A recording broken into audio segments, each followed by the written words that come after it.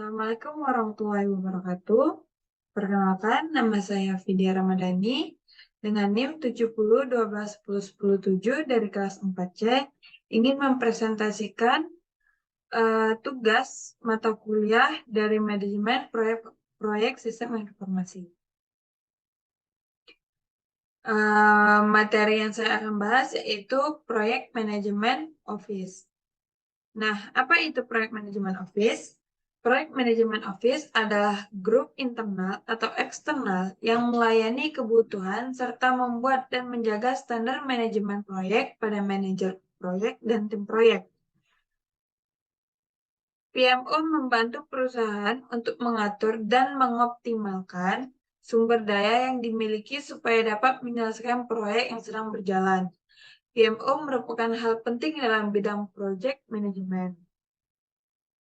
Peran dan layanan PMO. PMO memiliki tanggung jawab sehari-hari untuk mendukung tata kelola inisiatif jangka pendek, biasanya antara 3 bulan sampai 2 tahun. Layanan ini biasanya mereka fokuskan cenderung berupa pengumpulan kebutuhan informasi dan pelatihan. Tetapi, terkadang mereka juga memberikan dukungan untuk manajer proyek dalam bentuk peluang, dan mengumpulkan manajer proyek untuk mengerjakan praktik yang baik dalam organisasi. Selanjutnya ada jenis PMO. Jenis PMO ada 3. Yang pertama itu direktif, kedua sportif, ketiga controlling. Nah, yang pertama direktif.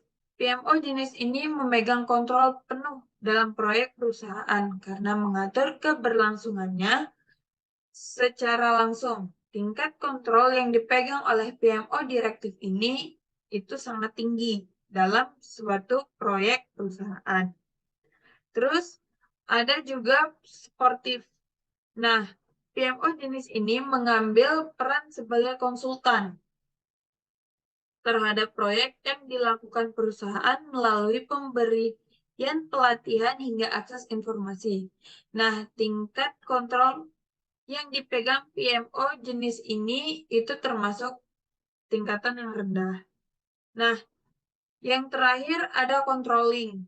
Jenis ini memberikan bantuan sambil memastikan bahwa setiap karyawan menggunakan tools, standar, serta proses pengerjaan proyek yang telah diberikan. Tingkat kontrol jenis PMO controlling ini itu di tingkatan yang sangat tinggi, yang sangat sedang. Terus ada manfaat PMO. Manfaat PMO ada 2, manfaat pada organisasi dan manfaat pada proyek. Nah, kalau manfaat dalam organisasi, PMO dapat membantu memastikan bahwa proyek selesai tepat waktu, sesuai anggaran, dan 2 spesifikasi. Nah, proyek akan dapat lebih mudah diselaraskan dengan strategi bisnis dan tujuan. Alokasi sumber daya dapat dikelola sejalan dengan prioritas strategi pemangku kepentingan, dapat memperoleh peningkatan fasibilitas status proyek.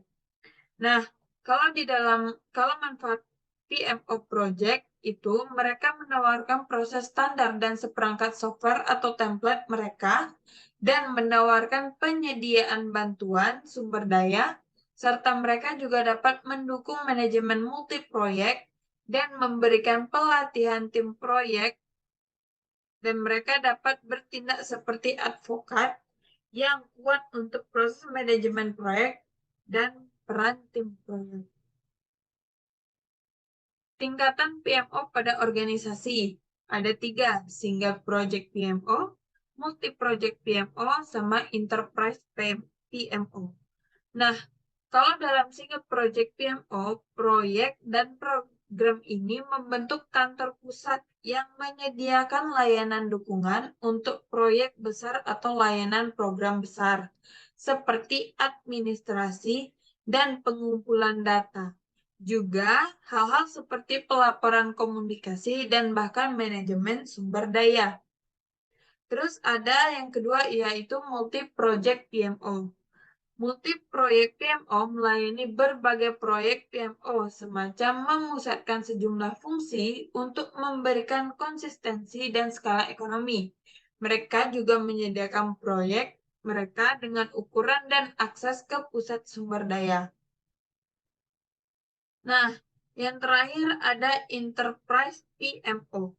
Enterprise atau EPMO akan melayani seluruh organisasi atau sebagian besar organisasi. Biasanya IPMO memiliki Remax manajemen portofolio untuk memastikan bahwa proyek dan program dalam kompasnya agar selaras dan benar ke strategi dan visi organisasi dan akan memiliki fokus yang jelas pada nilai yang akan dipimpin oleh eksekutif.